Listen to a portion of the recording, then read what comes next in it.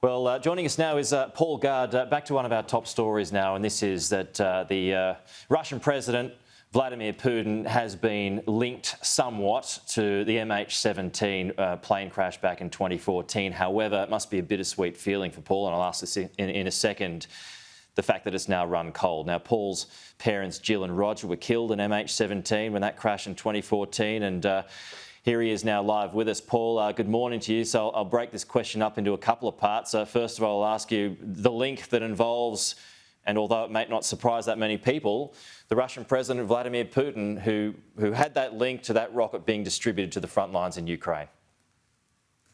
Yeah, I guess that's surprising that it did go to that high level within the Russian government all the way back in 2014.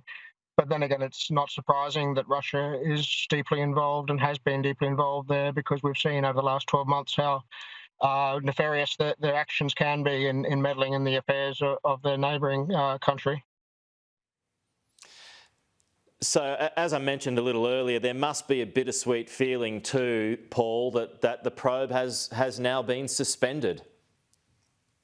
Yes, it has been a long road, and we're very grateful. All of the families are grateful to all of the investigation team for the time and effort they've put in to establishing the facts of what happened. And I think that's probably the most important thing coming out of the investigation, was just that a lot of evidence has been produced with those,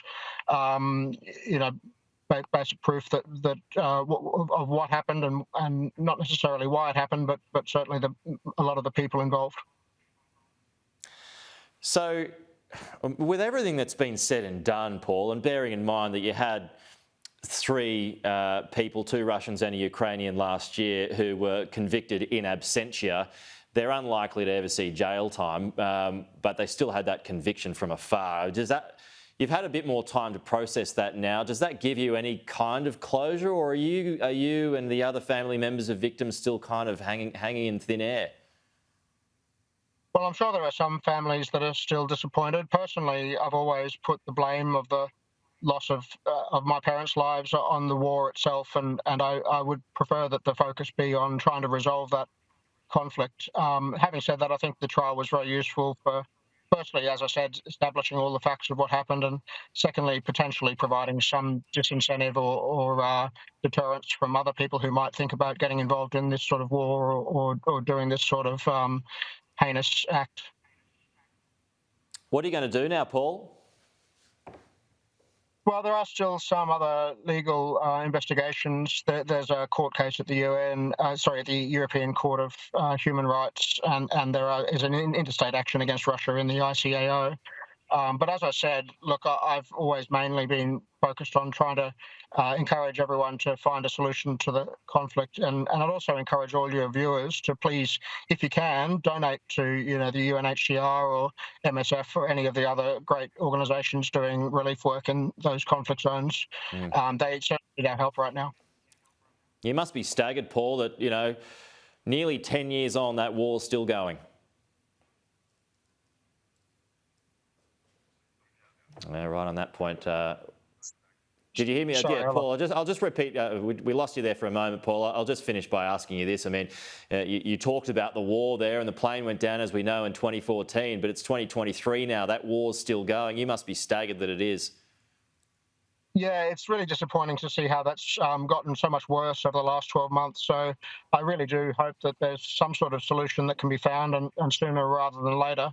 But we obviously do need to be pushing back against this action by Russia to invade its neighbouring country, and I wish the Ukrainians all the best in that effort. Yeah. So with everything, this is close on this thought, with everything that's been said and done, not just the tragedy, but the court case that's followed, and now the result, and now we're kind of at this dead end. How would you just surmise for us your thought process? How are you feeling about it all? Well, I think it has been a long road, but I'm glad that the effort was put into this investigation, and I do appreciate all the efforts that they put into establishing those facts and finding a court that had jurisdiction to prosecute. So I think the team has done great work, and also appreciate the support of the Australian government to all the families over the years. We have appreciated a lot of support. Okay, Paul Gard there, the son of the MH17 victims, as we just identified. Appreciate your time though, Paul. Thanks as always. We'll talk to you again soon.